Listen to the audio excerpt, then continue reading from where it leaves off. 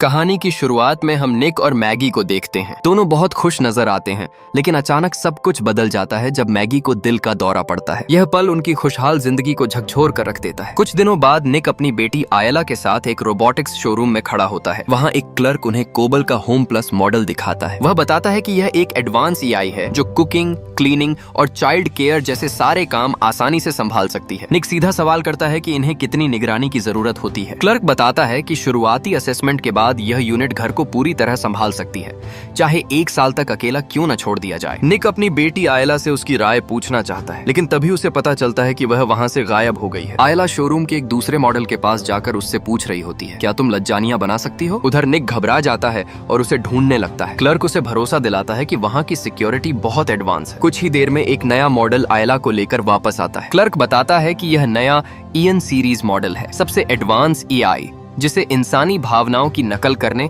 और बच्चों की देखभाल के लिए खास तौर पर डिजाइन किया गया है। आयला तुरंत पूछती है कि क्या हम इसे घर ले सकते हैं, और निक हाँ कह देता है। अगले दिन वह मॉडल, जिसका नाम एलिस है, उनके घर आ जाती है। आयला बाहर आती है तो निक उसे स्कूल के लिए तैयार होने को कहता है। एलिस घर के सभी लोगों का शेड्यूल पूछती है और सीढ़ियों की ढीली रेलिंग को नोटिस करती है। निक कहता है कि वह उसे ठीक करने वाला था, लेकिन एलिस जवाब देती है कि वह यह काम खुद कर देगी। वह यह भी बताती है कि निक प्राइमरी यूजर है और सारे टास्क और सॉफ्टवेयर अपडेट उसी के कंट्रोल में होंगे। वह पूछती है कि क्या वह किसी और को भी प्राइमरी यूजर बनाना चाहता है, लेकिन निक मना कर देता है। जब सब लोग घर से चले जाते हैं, एलिस घर में लगी तस्वीरों को देखती है, निक, मैगी और बच्चे। शाम को जब निक बच्चों के साथ लौटता है तो घर पूरी तरह चमक रहा होता है। एलिस पूछती है कि क्या वह डिनर तैयार करे और वह लज्जानियां परोसती है, लेकिन आयला कहती है कि यह मम्मी जैसा नहीं है। एलिस माफी मांगती है और कहती है कि अगली बार वह बेहतर कोशिश करेगी। रात में आयला कुकीज लेने के लिए कुर्सी पर चढ़ती है और गिर जाती है। निक उसकी चीख सुनकर दौड़ता है, लेकिन आयला बताती है कि एलिस ने उसे पकड़ लिया था। निक उसे सावधान रहने को कहता है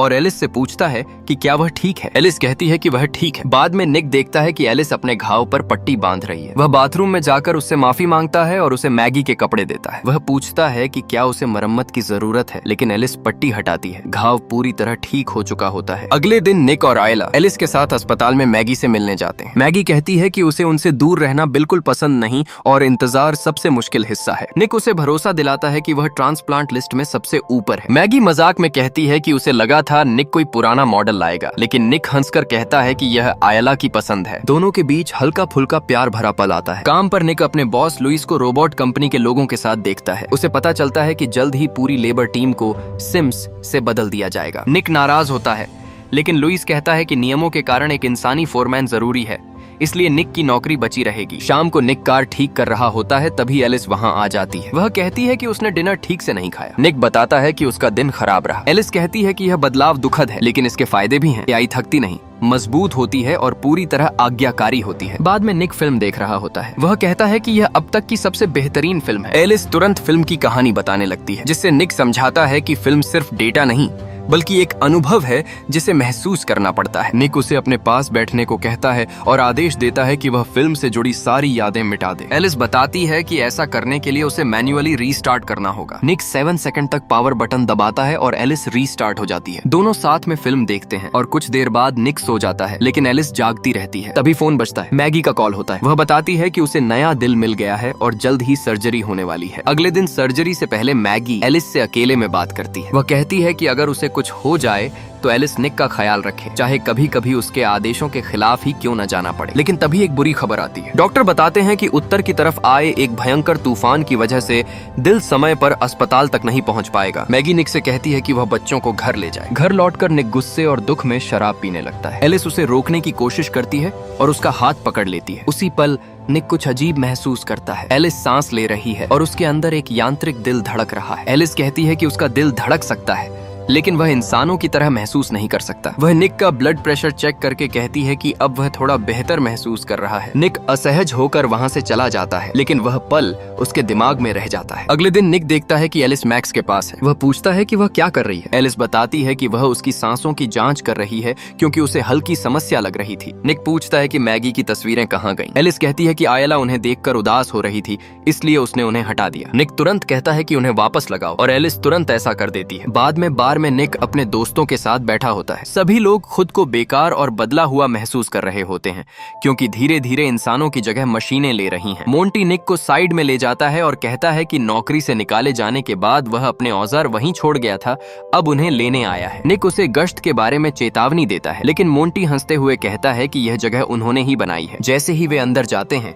वे सिम्स को चार्जिंग पॉड में खड़े देखते हैं। तभी एक सिम बाहर आता है और पूछता है, क्या आज काम जल्दी शुरू हो रहा है? मोंटी उसे बाहर आने को कहता है और उसका नाम पूछता है। सिम जवाब देता है, कंस्ट्रक्शन यूनिट 14। यह सुनकर मोंटी चिढ़ जाता है और उसके सिर पर वार कर देता है। निक तुरंत चेतावनी देता है कि सिम्स में निगरानी सिस्टम होता है, लेकिन मोंटी गुस्से में फिर वार करता है और उसे पूरी तरह तोड़ देता है। घर लौटने के बाद निक शावर लेकर बाहर आता है तो देखता है कि एलिस टॉवल लेकर खड़ी है, लेकिन इस बार कुछ अलग होता है। एलिस ने मैगी के कपड़े पहने होते हैं। एलिस कहती है कि मैगी की खुशबू से मैक्स शांत हो गया और उसे लगा कि अगर कपड़े दिए गए थे तो उसे पहनने की अनुमति भी थी। निक असहज हो जाता है और कहता है कि यह सही नहीं है, उसे तुरंत उतारो। एलिस बिना झिझक वहीं कपड़े उतार देती है और पूछती है, क्या आप बेहतर महसूस कर रहे हैं? निक बच्चों को देखने की बात करता है, लेकिन एलिस उसे रोकती है। वह धीरे धीरे कहती है कि वह उसका सारा दर्द कम कर सकती है। निक उलझ जाता है। एलिस उसके पास बैठती है, उसके बेहद करीब आ जाती है और कहती है कि वह अपने दर्द को दबा रहा है। निक मना करता है, मैं मैगी के साथ ऐसा नहीं कर सकता। लेकिन एलिस कहती है कि उसे इस तरह महसूस करने की जरूरत नहीं है। वह उसकी आंखों पर पट्टी बांध देती है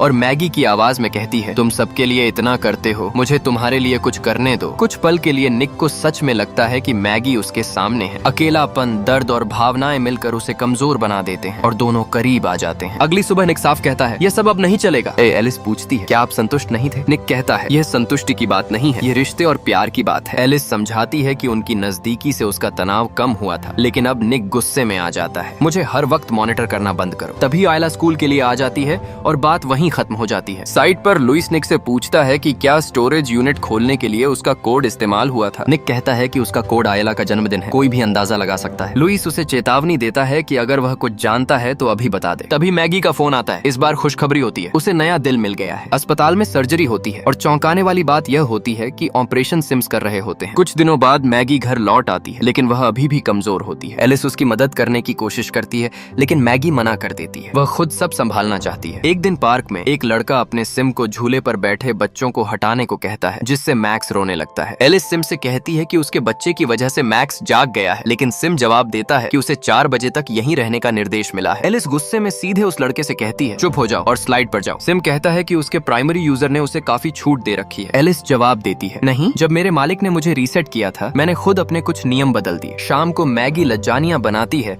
लेकिन अचानक उसे चक्कर आ जाता है। एलिस तुरंत गरम ट्रे पकड़ लेती है और संभाल लेती है। मैगी निक को भरोसा दिलाती है कि वह ठीक है, बस थोड़ा हल्का महसूस कर रही है। रात में आयला की चीख सुनकर मैगी घबरा जाती है और जल्दी में सीढ़ियों से उतरते हुए गिर जाती है। एलिस तुरंत उसके पास पहुंचती है और पूछती है कि क्या डॉक्टर को बुलाया जाए, लेकिन मैगी मना कर देती है। जब निक घर लौटता है तो उसे आयला के कमरे से मैगी की आवाज में कहानी सुनाई देती है। वह अंदर जाता है और देखता है कि वह एलिस है, मैगी की आवाज की नकल करते हुए। निक गुस्से में कहता है कि वह मैगी की नकल ना करे। एलिस कहती है कि उसने सोचा मैगी को आराम की जरूरत है। निक तुरंत मैगी को देखने भागता है। एलिस बताती है कि रेलिंग टूट गई थी, लेकिन मैगी अब ठीक है। निक चौंकता है, तुमने तो कहा था कि रेलिंग ठीक कर दी थी। एलिस शांत होकर कहती है, मैं उसे फिर से ठीक कर दूंगी। ये बाद में निक मैगी को नीचे लाता है और देखता है कि उसके लिए एक खूबसूरत डिनर सजाया गया है। दोनों साथ समय बिताते हैं, जबकि एलिस दूर से उन्हें देखती रहती है। रात को जब निक और मैगी अकेले होते हैं, तभी अचानक एलिस कमरे में खड़ी दिखाई देती है। वह कहती है कि आयला को बुरा सपना आया है और वह निक को बुला रही है। कुछ समय बाद मोंटी आता है। वह पिछली रात के लिए माफी मांगता है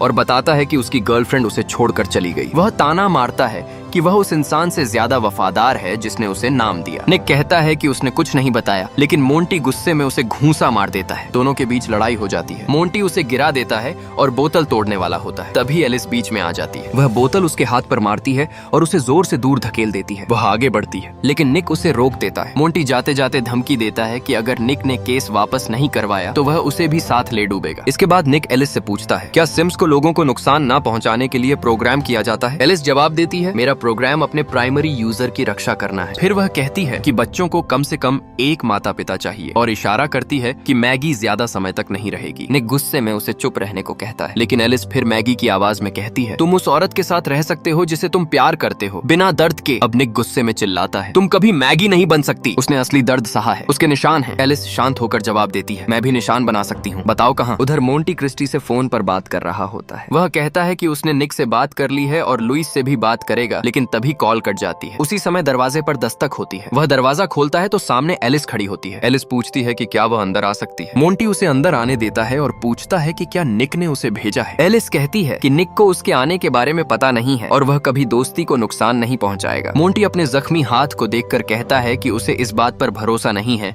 और वह एलिस को जाने के लिए कहता है, लेकिन एलिस दरवाजा बंद कर देती है और कहती है कि मैगी की हालत और नौकरी का तनाव निक को तोड़ सकता है। मोंटी कहता है कि अगर वह लुइस को बता दे कि निक ने सिम्स तोड़ने में मदद की है तो निक बर्बाद हो जाएगा और उसे एलिस को बेचकर गुजारा करना पड़ेगा। एलिस साफ कहती है कि वह ऐसा कभी नहीं होने देगी क्योंकि यह निक की खुशी के खिलाफ है। तभी मोंटी गुस्से में बंदूक निकालता है, लेकिन एलिस उसका हाथ पकड़कर उसे दीवार से दे मारती है। वह फिर उठकर हमला करता है, लेकिन एलिस उसे दोबारा फेंक देती है। एलिस बंदूक उठाती है और गोली चलाने ही वाली होती है कि तभी मोंटी का सिम बीच में आ जाता है और कहता है कि उसे अपने प्राइमरी यूजर की रक्षा करनी है। एलिस कहती है कि उसे भी वही करना है और वह सिम को गोली मार देती है। इसके बाद वह मोंटी पर गोली चला देती है और उसे खत्म कर देती है। अगले दिन निक लुइस से मिलता है और कहता है कि मोंटी पर लगे आरोप वापस ले लिए जाएं। वह समझाता है कि मोंटी कल उससे मिलने आया था और उसकी हालत ठीक नहीं थी, लेकिन लुइस उसे बताता है कि मोंटी मर चुका है। यह सुनकर निक पूरी तरह सन्न रह जाता है। उधर घर में मैगी नहाते समय किताब उठाने की कोशिश करती है, लेकिन वह गिर जाती है। तभी एलिस अंदर आती है, किताब उठाकर उसे देती है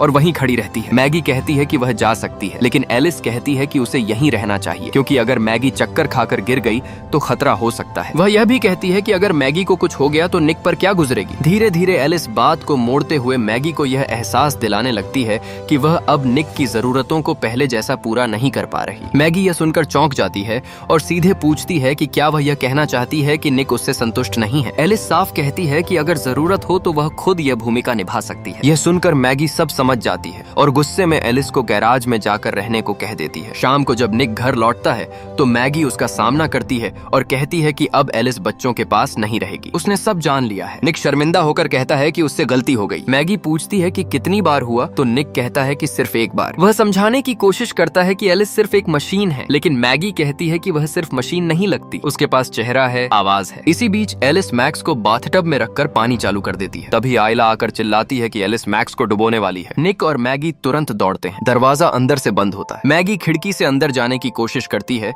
लेकिन एलिस उसे रोक लेती है। तभी निक दरवाजा तोड़कर अंदर आता है और मैक्स को पानी से बाहर निकाल लेता है। वह गुस्से में एलिस पर हमला करता है, लेकिन एलिस फिर खड़ी हो जाती है और कहती है कि उसका परिवार ही उसे नुकसान पहुंचा रहा है। तभी मैगी समझदारी से प्लग में तार लगाकर एलिस को बिजली का झटका देती है। कुछ ही सेकंड में एलिस बंद हो जाती है और जमीन पर गिर जाती है। इसके बाद एम्बुलेंस आती है। मैक्स सुरक्षित होता है, लेकिन उसे एहतियात के लिए अस्पताल ले जाया जाता है। निक माफी मांगता है और कहता है कि यह सब उसकी गलती है, लेकिन मैगी कहती है कि उसे सब समझने के लिए समय चाहिए और वह बच्चों के साथ अकेले अस्पताल जाएगी। उधर रोबोट कंपनी में एलिस की जांच की जा रही होती है। वहाँ पता चलता है कि एलिस अपनी यादें खुद मिटा रही थी और अपनी कॉपी सर्वर पर अपलोड कर रही थी। तभी अचानक एक सिम एक्टिव हो जाता है और जॉन व लला दोनों पर हमला करके उन्हें मार देता है। अस्पताल में एलिस पहुंच जाती है और एक नर्स को मार देती है। वहाँ अफरा तफरी मच जाती है और मैगी बच्चों को लेकर भाग जाती है। एलिस खून के निशान स्कैन करके उनका पीछा करती है, लेकिन वे किसी तरह बच निकलते हैं। आखिरकार एलिस मैगी को पकड़ लेती है और उसे मारने की कोशिश करती है। तभी निक वहाँ पहुंच जाता है। मैगी हिम्मत करके एलिस को कार के सामने धक्का देती है। मैगी निक को कार से बाहर निकालती है। वह बेहोश होता है। यह देखकर मैगी रोने लगती है